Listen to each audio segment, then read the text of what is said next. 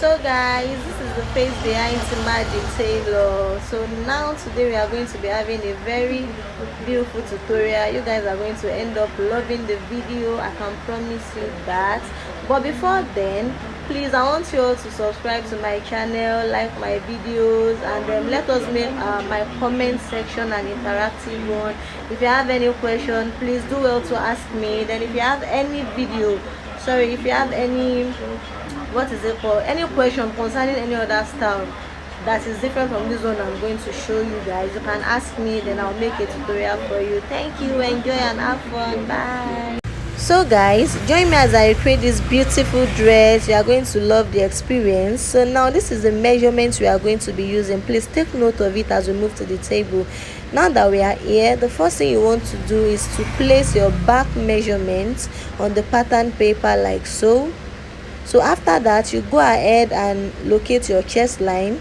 How do you get your chest line? You get it by dividing your bust by 6 and adding 1.5. So now connect the 2 points together. So the next thing we want to do is to determine the width of our neck. I've decided to use 3 inches as my width, and I came down by 1 for my shoulder slope. Then I'll connect the line together like so. So I'm trying to extend my chest line here. I hope you guys are getting it. So the next thing now I want to do is to determine the depth of my neck. I decided to use 3 inches for my neck depth. But in this tutorial, I'm going to be drafting both the front and back together at once in order to, manage resources.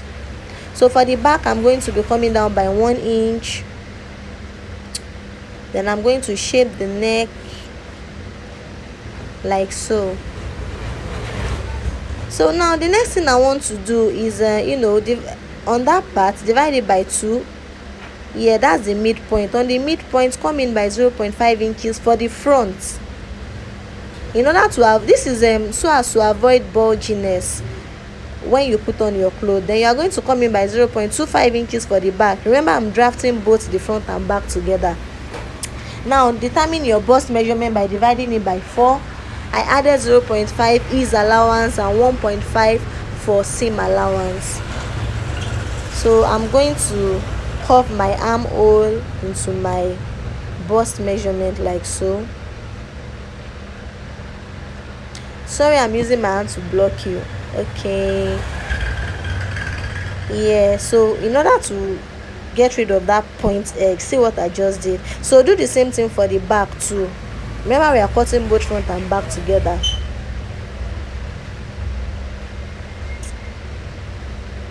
So you are going to repeat the same process for the back like so. So this is going to make your clothes sit perfectly on your shoulder. There won't be any bulginess. So I've labeled it in order to save me from making any mistake. So the next thing I want to do is to find my waistline. So for this person, I decided to use 18 inches. Sorry, you can't see it on that part. So I used 18 inches for her waistline. She's quite busty and a bit tall. So some people can use 17. It depends on your measurement, on the measurement of the person you are sewing for. So now on our waist, divide our waist by 4. I added 0.5 ease allowance and 1 inch of seam allowance. So now the next thing is to locate our hip line. So from our waistline, so I went down by 9 inches, which is exactly where our hip line is. So after doing that, I'm going to divide our hip measurements by, okay, sorry guys, I'm sewing for a client. This is actually not for me. So I'm going to divide our hip measurement by 4, place the measurement on the paper. I added 0.5 ease allowance and 1 inch of seam allowance. So I'm joining the waistline to the hip line like so. Please pay attention so you are going to understand. So I've done that. Then I've gone ahead to maintain the same measurement from the hip line straight down to the length of the gown. So this is me cutting it out like so. I did not do anything string. I just went ahead to maintain the same measurement from my hip straight down to the full length. So this is me cutting it out. So note that I'm going to cut for the back before proceeding to cut for the front. So this is me cutting for the back.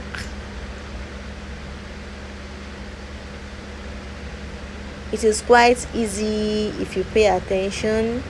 So this is me cutting for the back. Guys, please subscribe to my channel, like my videos. Let us make my comment section an interactive one. If you have any question, ask me. So now, if you pay attention to the style, it has flare on the lower part. So I've decided to use 13 inches for my flare. You can make yours longer or shorter, it depends on what you want. So I'm getting rid of the flare part. I'm getting rid of it from the full length. So now what I have now is my full length. You subtract 13 inches from your full length. You can do more than that or less than that. So the next one we want to do is slash and spread. If you take a look at the style, you see that it is a bit like A shape, but it has a fuller effect than A shape. So in a situation like that, what you want to do is use slash and spread method. It has been saving life since it is going to save you the whole stress. So you are going to determine where you want your slash and spread to start from. As for me, I want it to be a little bit above my waistline, so the upper part is going to be a bit fitted. Do you get? So I decided to go up by 1 inch from my waistline. So that is where my slash and spread is going to start from. So I'm going to cut the part that you see me taking. I'm going to cut it and slash it on my fabric. So before I proceed, so let me just shape my front neck.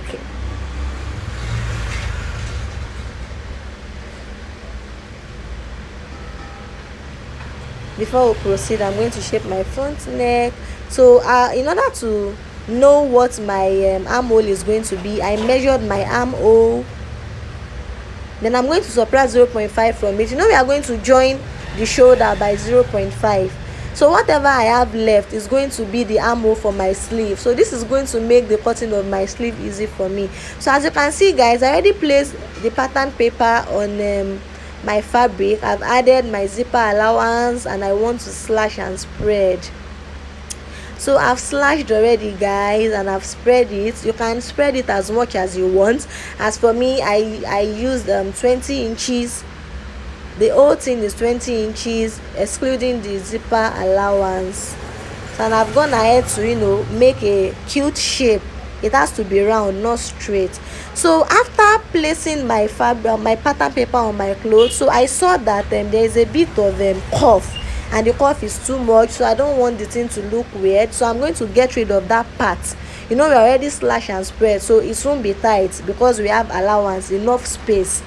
So as for me, I like to cut my pocket with my clothes. So that is the shape of my pocket. So I'm going to go ahead and cut now, guys. Please pay attention.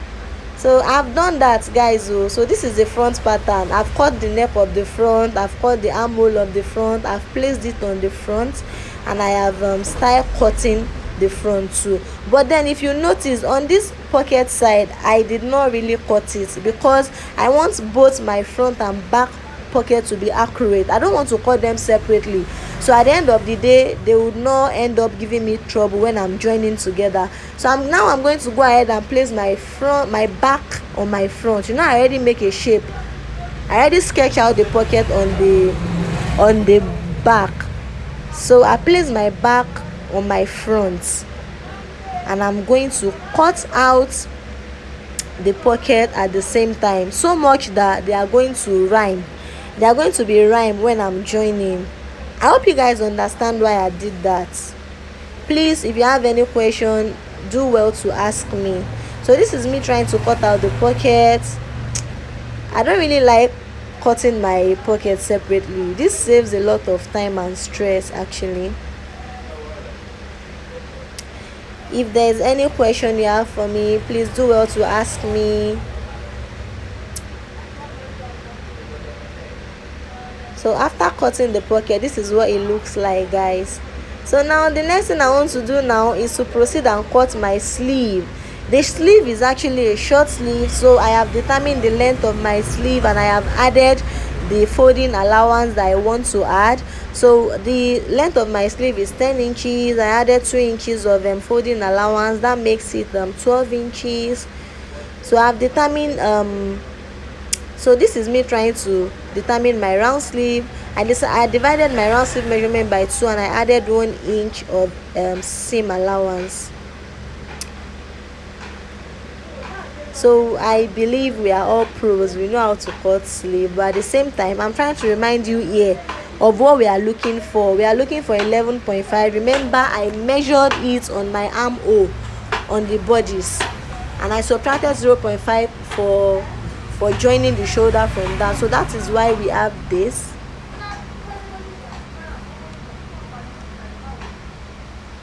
I believe we all have different method. It does not have to be this method. You can have your own method too, and you can decide to use this method. I've already gotten what I want here. So we need 11.4. okay, we have around 11.7, so I'm trying to get exactly 11.4. so I came up a bit in order to reduce the sleeve armhole. So after that I went ahead to measure again. I did not show that part, and yeah, it was actually accurate. So this is me trying to know the band. So we don't have band though, like the tip of the sleeve. I've actually determined the measurement here too. So I'm going to go ahead and cut. And then the beautiful thing now is that I'm not going to drag for the other sleeve. I will place this particular sleeve on the other sleeve and I'll cut it out. So that will make me have 2 sleeves like that. That's a pair of sleeves. Don't mind me, I'm too playful. I hope you guys are understanding what I'm actually teaching you. If you have any question, I'll keep saying that, please ask me. Subscribe to my channel, like my videos. Please, let's learn together. So I've done that. So now the next thing I want to do is cut my flare. Remember I took out 13 inches. So in order to do that though, I'm going to measure the end of my dress to know exactly the length of flare I need. So now it is so after measuring I got 22 inches, and it is 4 multiplied by 4, that's 88, plus 2 inches for the zip allowance. So we have 90 inches. So 90 by 13 is what we are looking for. The length is going to be 19, the width is going to be 13. So I've gone ahead to cut my flare. I actually use a 180-degree flare. So for the sake of those that doesn't know how to cut 180-degree flare, this is how you are going to go about it. Fold your fabric into 2, then fold it into triangle like this, then determine the length of whatever you want. Maybe it is 13, maybe it is 14, 10, it depends on you. So this is me just trying to use this paper to illustrate how I cut my flare for you, and you are going to see how it is going to come out when I open it. So this is a typical example of 180-degree flare. So now the next thing I want to do is to open my front bodies. Then I measured from my neck to the tip. It is going to have a strap. So now we have 48. So I am going to go ahead to the other fabric that I'm going to use to cut my strap. So I want my strap to be 2 inches. So I'm cutting 4 inches because I want to double it. I don't want it to be too light. I'm going to double it, then sew it, use iron to open press my seam. Then I'm going to go ahead and place it on my front bodies.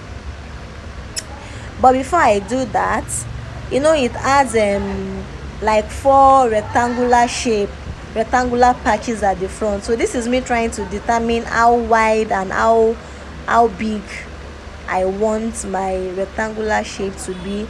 So this is not it is not a static thing. You can be creative with yours too. so you don't have to use the same measurement as me. So do whatever you like, just make sure it looks like triangle. That is all that matters. So I'm going to go ahead and cut like so. And as for the triangle, the upper, sorry, I said triangle, rectangle rather. As for the rectangle, the one that is at the that is around the bust area is a bit smaller than that the one that is underneath. So now let me leave story. So the next thing, now I have placed my strap. I told you I'll be sewing it. I've already sewed and ironed it. So I've placed my strap and I've suspended it with pin. So I've gone ahead to sew, guys. I've actually sticked it down. So I've gone ahead to iron them, interfacing with my on my fabric, the rectangular the rectangular shape. I use paper stay. You can use any other interfacing you like.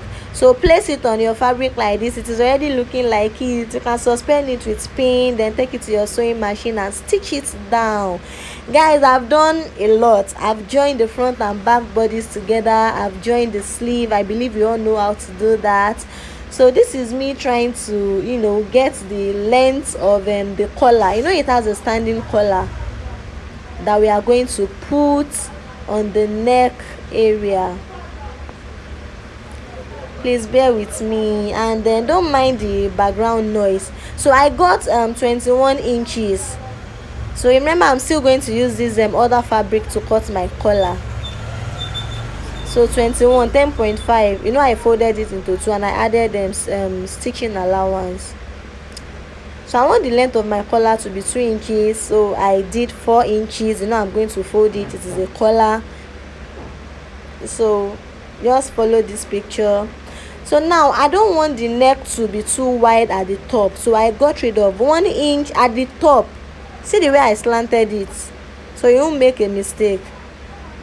So I've added I've ironed interfacing to my collar, and guys, I have ironed my collar perfectly, and voila! Is this not beautiful? Forget about all the story and play, guys. I hope you enjoyed this tutorial. This is so fine. Please, guys, so I even added turn over to the sleeve, so it's going to look perfectly. Guys, subscribe to my channel, encourage me, invite your friends to subscribe to my channel, love my videos. If you have any question for me, do well to ask me. Take care of yourself. I'll see you later. Bye.